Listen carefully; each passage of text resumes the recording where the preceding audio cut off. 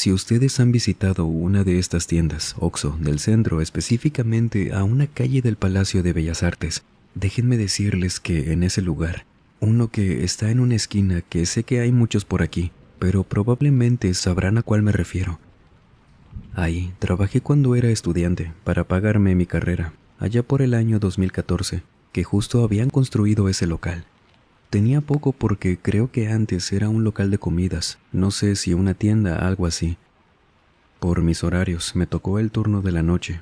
No siempre teníamos abierto, era el centro, era peligroso, por lo que atendíamos por ventanilla.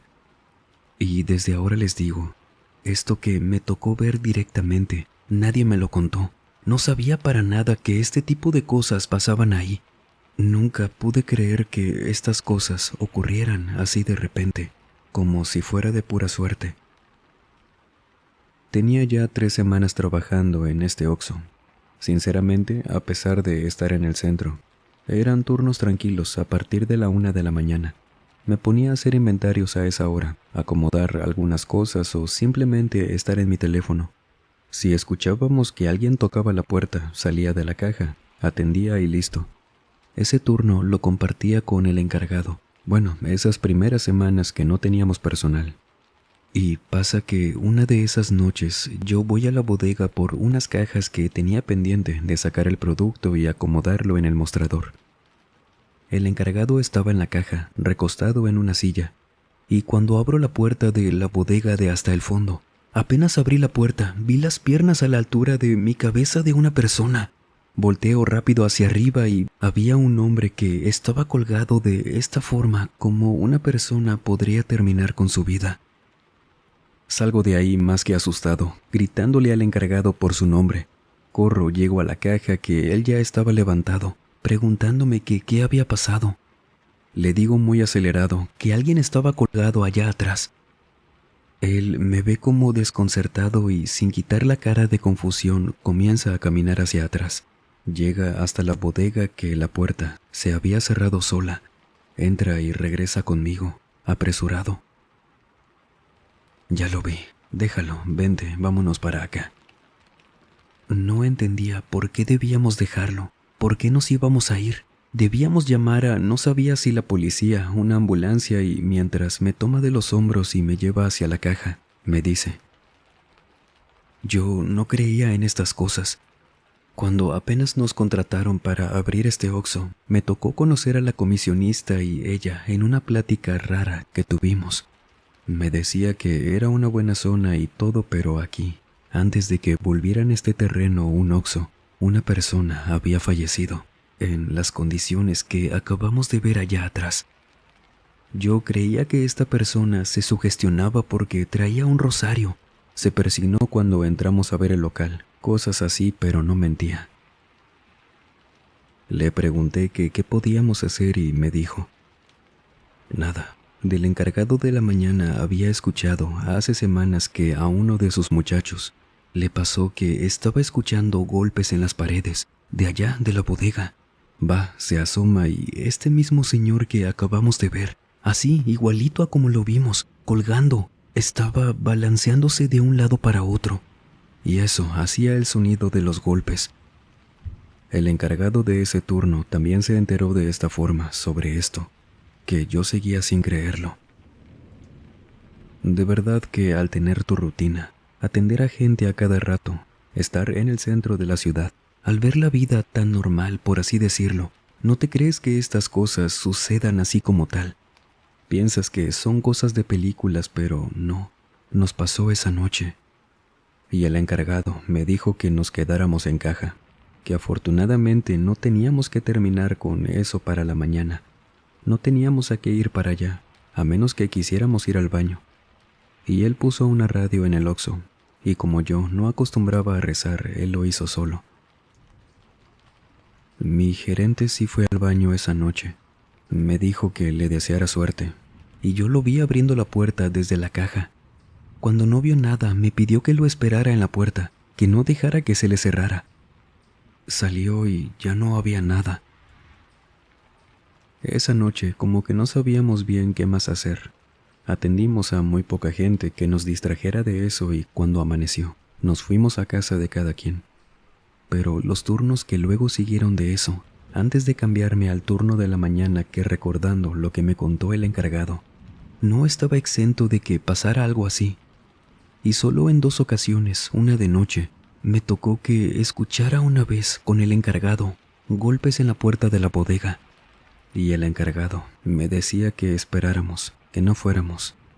Y ese ruido se quitaba. Pero el miedo también. Para nada, seguíamos con el miedo de que aquel hombre que vimos esa vez siguiera por allá. Y en la otra ocasión que me tocó algo raro fue en la mañana. Yo estaba trabajando solo. Mi compañero de ese turno se fue a comprar unos tacos afuera del Oxxo. Y yo escuché que alguien estaba al fondo de la tienda, hablando. Sí, sonaba que había alguien atrás de esa puerta, pero nadie podía pasar. Pensaba en que, como era de mañana, sería una persona de las oficinas de arriba, pero estaban abandonadas en ese entonces. Podía ser cualquier cosa y mejor seguí en lo mío, con miedo, pero ocupado. Y así fue como llevé mis turnos en ese Oxxo. Yo diría que es como mejor podría describirlo. Con miedo, todo el tiempo, por recordar lo que vimos tan claro que no le pude ver la cara al hombre, pero sí recuerdo que sus manos eran pálidas, casi color gris. Pero como siempre estuve ocupado, suprimí ese miedo, y me sirvió para poder trabajar un poco mejor. Entonces sí, en ese Oxxo pasaba eso.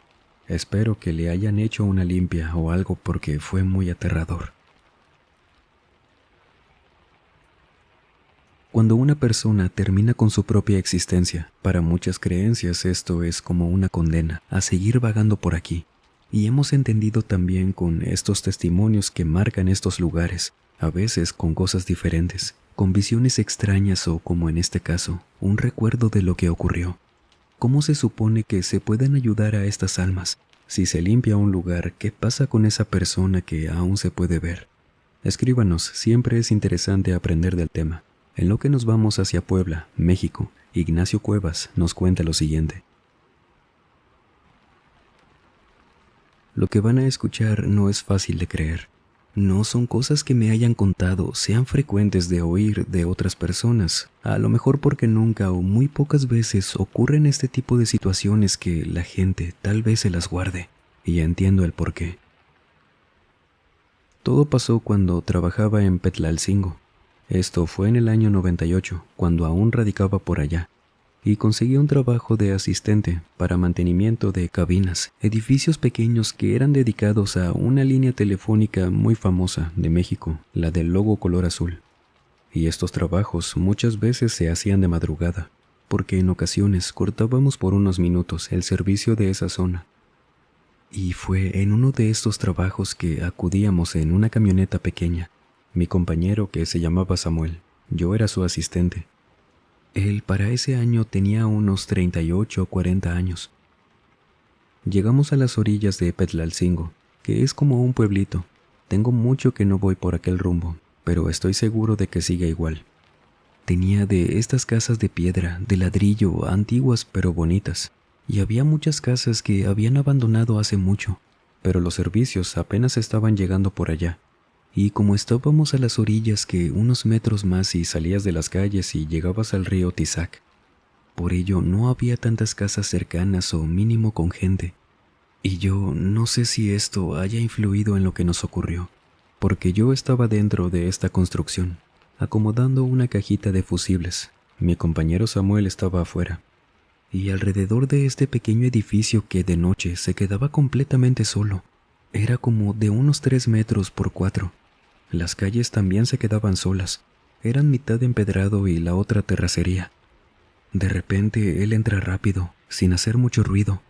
Veo que como que intenta cerrar la puerta detrás de él, pero instantáneamente se coloca en la mesa conmigo y empieza a buscar algo en un cajón. No dijo nada, pero la forma en que había entrado, en el cómo hacía esto, desesperado, que lo noté y en realidad no estaba haciendo nada más que girar unos cables que teníamos ahí. Y estaba respirando muy agitado, demasiado, pero con la boca cerrada, por la nariz.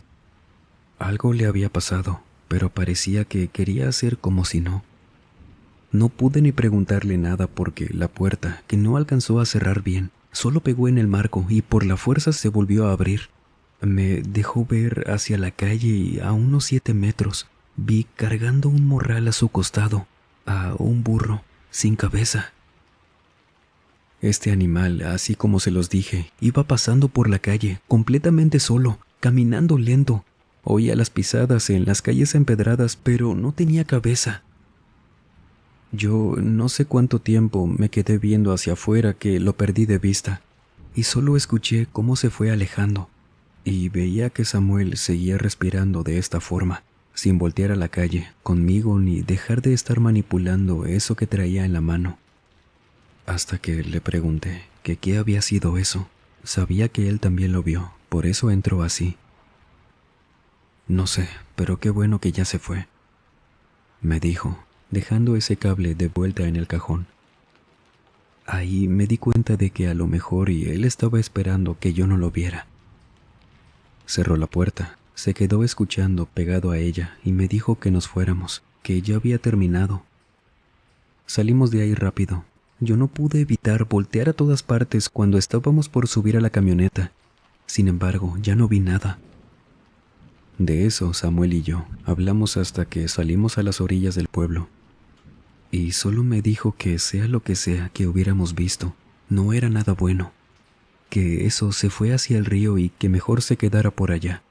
Y por mi parte, no supe qué decirle, más que agradecía que no vi aquello estando solo. Si no, nadie me iba a creer. Y nos reímos, más de los nervios que de cualquier otra cosa. Entonces fue que a partir de esa noche no volví a estar tranquilo en Petelalcingo.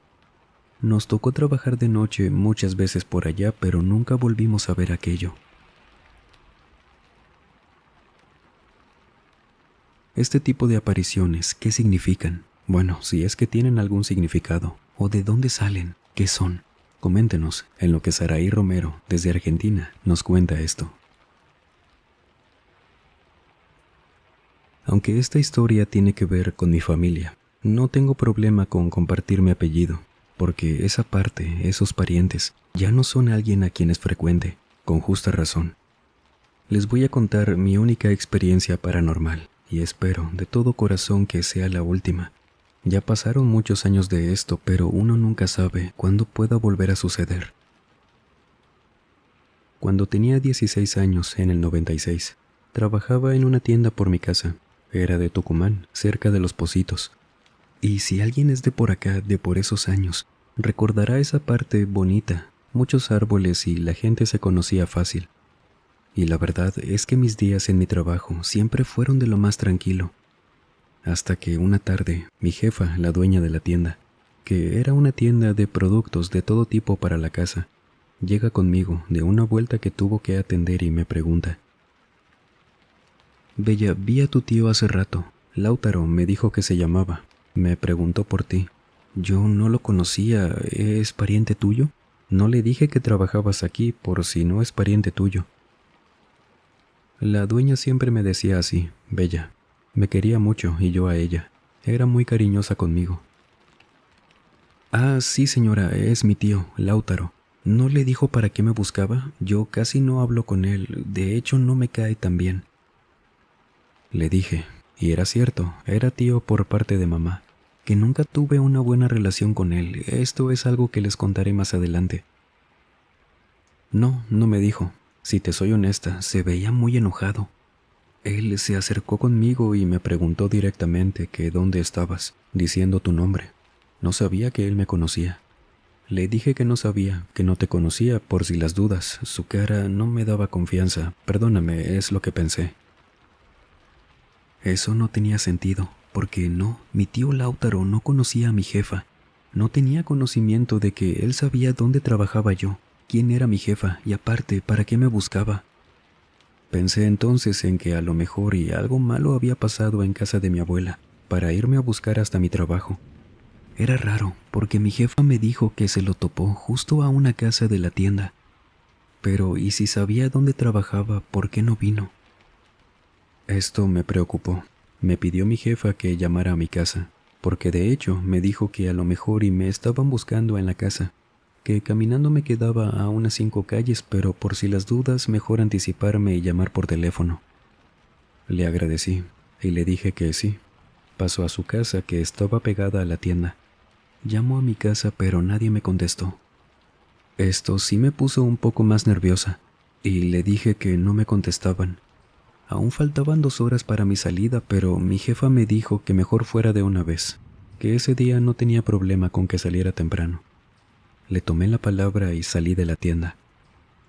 No caminé ni una sola cuadra para que viera a mi tío, corriendo hacia mí por la cuadra de enfrente. Yo me regresé corriendo por donde venía porque él traía un machete en la mano, y la cara de mi tío no era para nada algo que me tranquilizara. Iba corriendo, tratando de dejarlo atrás, y cada vez lo escuchaba más cerca de mí. No iba gritándome, pero me iba diciendo en voz baja, porque ya lo tenía cerca, que dejara de correr. Pero esa voz no era la de mi tío. Llego muy apenas a la tienda, donde mi jefa ya me estaba esperando, porque seguro escuchó el único grito que solté cuando mi tío me jaló de mi mochila y casi me hace caer, que recuerdo forcejeé muy poco con él y me pude soltar. Mi jefa sale de la tienda, me toma de las manos, me vuelve a meter a la tienda, le cierra a la puerta, y con todo el susto no me di cuenta cómo le hizo para que mi tío se fuera. Solo me preguntaba si estaba bien. Yo tratando de respirar, de calmarme, y vi que salió de la tienda de vuelta. Se asomó a los lados y fue a recoger mi mochila, que se quedó tirada en la calle. No sabía qué decirle a mi jefa, y tuve que contarle la verdad, porque ella me dijo que llamáramos a la policía. Le pedí que no, que esto teníamos que arreglarlo con la familia, porque mi abuelita siempre defendía a mi tío. Él no era una persona buena. Siempre me decía groserías, me hablaba muy feo, y cuando se enteró de que estaba trabajando, no me quitaba del concepto de ni para qué decirlo, puras cosas malas. Por ello, siempre le pedí a mis padres que ni por error se les saliera decir dónde trabajaba. Mi abuelo, a diferencia de mi abuela, sí me defendía de él. A veces hasta le daba cachetadas si me hablaba feo. Pero mi abuela era quien siempre lo defendía de todos. Era una persona mala, que me estoy absteniendo de decir todo por acá de lo que me hacía. Mi abuelo ya había fallecido para ese entonces, hace un año. Se lo conté a mi jefa, y ella me llevó a mi casa, en su auto. Llegamos, me preguntó que si quería que hablara con mis papás, acompañándome, pero le dije que no, no había problema, mis padres sí me creían. Y no saben cuántas veces le agradecí esa tarde por haberme salvado cuando regresé a mi trabajo. Entro a mi casa y le cuento todo lo que pasó a mis papás. Sé que les afectó mucho lo que les dije, porque ellos se quedaron viéndome, muy sorprendidos. Luego, ellos se voltearon a ver entre ellos y mi mamá me dijo: «Hija, ¿estás segura que fue tu tío Lautaro?» Le dije que sí. No lo podía confundir, era mi único tío. «Saraí, escúchame, es que tu tío falleció hace 2 semanas. Se cayó en la calle por andar con la bebida encima y se pegó muy fuerte en la acera. No te habíamos contado porque nos alejamos de él hace mucho y sabíamos que tú ya no querías saber nada de él. No es que me diera lástima a mi tío, es que yo no podía creer que no solo yo lo vi. Me jaló de mi mochila, casi me hace caer. Mi jefa lo vio 2 veces. Ella no sabía siquiera que era mi tío. Y haber escuchado esto de mi madre, enterarme de eso, me asustó mucho. No tenía idea de qué diablos había pasado. Mis padres trataban de tranquilizarme, diciéndome que me creían porque yo estaba desesperada, diciéndole que no podía ser porque hasta mi jefa lo había visto cuando me persiguió, que a ella le preguntó si yo estaba en el trabajo, todo lo que ya saben ustedes. Y ellos me decían que entendían, que tampoco sabían qué pudo haber sido, pero mi tío había fallecido, era cierto. Como llegué temprano a la casa, fui con mi abuela. Mi padre me quiso acompañar. No sabía para qué. Quizás solo tenía que verlo por mi cuenta. Estaba muy aturdida por la noticia, por lo que pasó. Y cuando le conté a mi abuela de lo que vi, que mi madre me dijo no se lo comentara, yo no me quise aguantar. Y la única respuesta de mi abuela fue una que no vi venir para nada. Hasta ese punto seguía con esas extrañas ideas de su hijo. Es una pena porque tu tío vivía enamorado de ti. A lo mejor por eso vino, te extrañaba mucho. Comprendí que era en vano hablar esto con esa parte de la familia. Mi papá, apenas ahí, fue que le puso un alto a mi abuela. Siempre se contuvo por mamá. Le puso ese alto por pensar así, porque mi abuela me preguntaba que por qué nunca le hice caso a mi tío, si era tan buen hombre y quién sabe qué. Nos fuimos de ahí y no los volvimos a ver. Y miren que nos fue mejor en la vida después de eso. A mi jefa le agradecí tanto por haberme dado ese trabajo. Y siempre me pregunté que si no hubiera trabajado en esa tienda, ¿me habría pasado lo mismo? Y si no hubiera estado mi jefa, ¿qué hubiera pasado? Siempre pensé en eso, pero lo bueno fue que no volví a ver a mi tío. Cuando existe alguna situación como esta en los relatos, sobra decirlo, pero no vaya a ser, que este tipo de conductas no se promueven en este canal. Es todo lo contrario, créame. Pero lo platicamos porque era el contexto de lo que nos cuentan ustedes. Y qué curioso, ¿no? Que esas conductas pareciera que llegaran a evocar, aún después de la muerte, estos encuentros tan aterradores como lamentablemente fueron en vida para algunas personas. Les agradezco mucho por la confianza de compartir situaciones delicadas en este canal. Saben que siempre las vamos a contar con mucho respeto. Y ahora, vámonos al municipio de Guadalupe, Nuevo León, México. Sergio Martínez nos cuenta esto. Con ayuda de mi hijo les hago llegar esta historia, ya que recientemente se viralizó un video en las redes sociales en el cual se puede ver cómo varios trabajadores de la empresa Ryder graban los gritos de un niño que pueden escucharse al interior de la planta, donde al parecer el infante busca a su madre, es lo que se alcanza a entenderle, y no sé realmente si sea verdad o no. No sé si ya lo habrán visto. El punto es que yo trabajo para esta empresa, solo que no laboro en esa planta, sino en otra que también se encuentra en Nuevo León. De manera que le mandé ese video a mi hijo Edgar, quien me está ayudando a redactar, puesto que a mí me lo enseñaron otros compañeros, y claramente fue un tema de qué hablar al ser trabajadores de la misma compañía, y sobre todo porque a veces nos mandan a diferentes plantas. Puede ser únicamente por una semana o incluso días. La cuestión es que mientras comentábamos el video con estos compañeros, cada quien comenzó a contar sus experiencias ahí en esa planta, las cuales le comenté a mi hijo y es por eso que nos animamos a contárselas. Esta planta, que es propiedad de la compañía Carrier, a la que Ryder le presta servicio y la que protagoniza ese video que les cuento, es relativamente nueva y se encuentra ubicada en una carretera donde no hay nada más que puras fábricas, por lo que es muy arriesgado deambular por ahí. Esto porque hay muchos tráileres y vehículos de carga pesada. Sin embargo, antes era mucho más peligroso, puesto que con el paso de los años se ha actualizado esa avenida.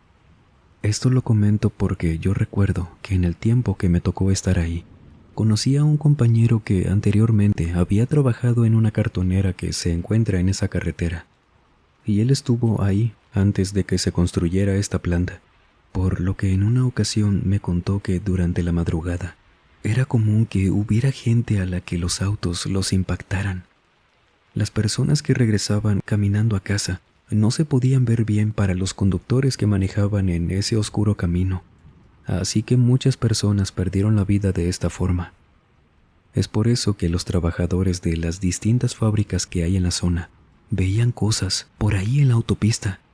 Por ejemplo, lo que más contaban mis compañeros y en lo que muchos concordaban es que en ciertos tramos podían verse personas caminando a un costado de la carretera, pero cuando un coche pasaba cerca y los iluminaba, desaparecían, confirmando así que se trataba únicamente de una sombra, un fantasma, un aparecido, por lo que muchos creían que eran las almas de las personas que habían fallecido por los autos. De hecho, una vez que esta planta estuvo terminada y comenzaron con los trabajos, esta empresa tuvo ciertos roces con sus proveedores de guardias de seguridad. Y es que muchos no querían dar los rondines asignados por el patio y otras áreas durante el turno de la noche. Y cuando les preguntaban que por qué no lo hacían, decían sin reparo alguno que era para no toparse precisamente con estas cosas. ya que ellos no solamente veían a las sombras caminando por la autopista, sino que como la planta era nueva, a veces también veían personas al interior de ella, sobre todo cuando no había nadie, que les hablaban, se les acercaban porque creían que era gente que se había metido para robar y, de plano, se desaparecían enfrente de ellos. Y esto ahí en la planta se comenzó a hacer muy frecuente. Otro de los incidentes de los que más se habló, y yo estuve presente, fue el de un muchacho que era uno de los más jóvenes de la empresa. Trabajaba en la zona de almacén y embarques, especializándose en el montacargas, hasta que una noche abandonó su puesto. Lo buscamos por todas partes, pero no había rastro de él. Solamente había dejado el montacargas encendido en la zona de descarga, al borde del espacio donde se bajan las cosas, por lo que ya casi se caía.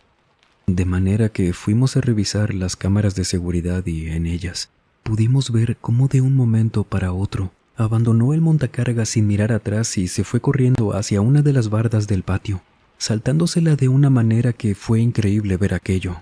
No es que él fuera algo inhumano, es solo que quizás pudo saltársela así por el miedo, y dejó todo atrás, por lo que nadie tenía una explicación de qué había pasado. Nos intentamos comunicar con él, pero no obtuvimos respuesta, hasta que eventualmente regresó unos días después, con un semblante completamente diferente. Ya no era el mismo muchacho entusiasta que había ingresado un par de semanas atrás. Él solamente llegó a presentar su renuncia y, debido a que él estaba a mi cargo, le insistía en que se quedara, pero no había manera de convencerlo. Sin embargo, para que yo dejara de presionarlo, me dijo que me contaría lo que había pasado. Y si no le creía, al menos quería que entendiera por qué no pensaba reincorporarse a trabajar. Dijo que desde que lo movieron al turno de la noche, sintió algo diferente en el ambiente, como si constantemente algo lo estuviera vigilando, aunque estuviera trabajando completamente solo. Luego me dijo que eso fue escalando, porque empezó a escuchar ruidos, volteaba y veía de reojo sombras, pero no nos quiso decir nada porque no quería asustar a los demás, y también por el poco tiempo que tenía trabajando con nosotros, no quería que lo tacháramos de loco. Es solo que esa noche ya no pudo más. Se encontraba moviendo unas tarimas con el montacargas, cuando sintió cómo le tocaron el hombro derecho, y dice que al voltear vio a un niño detrás de él, un niño que le sonreía mucho. Rápidamente apartó la mirada y tras unos segundos se atrevió a mirar de nuevo, dándose cuenta de que ya estaba completamente solo. Así que pensó que quizás el cansancio le estaba pasando factura y había sido una alucinación. Sin embargo, en lo que pensaba eso, escuchó una risita de su lado derecho y al voltear otra vez vio al mismo niño sentado en el montacargas, junto a él. Con esa sonrisa, decía él, burlona. Ahí fue cuando no pudo más y salió corriendo, al grado de que llegó a su casa de esa forma, impulsado por la adrenalina que le había causado el miedo, ya que aunque su casa no quedaba muy lejos de ahí, aún así era demasiado para haber llegado corriendo desde la planta. Aún me están curando del espanto, Checo, me dijo, bastante afligido porque aun y cuando estaba renunciando a una gran oportunidad laboral, aquel evento lo había traumado de manera significativa. Afortunadamente, a mí jamás me ha pasado nada de esa magnitud. Sí, me he sentido observado en muchas ocasiones en la planta, durante ese turno, el de la noche, pero no pasa de ahí. Lo bueno es que estoy a una semana de jubilarme, y agradezco nunca haber pasado por algo así. Soy una persona bastante apegada al catolicismo, lo que al menos a mí me hace creer que Dios me cuida en todo momento, aunque no por eso bajo la guardia, y del mismo modo siempre les advierto a los de nuevo ingreso que pongan mucha atención durante ese turno. ¿Y usted ha trabajado en un lugar donde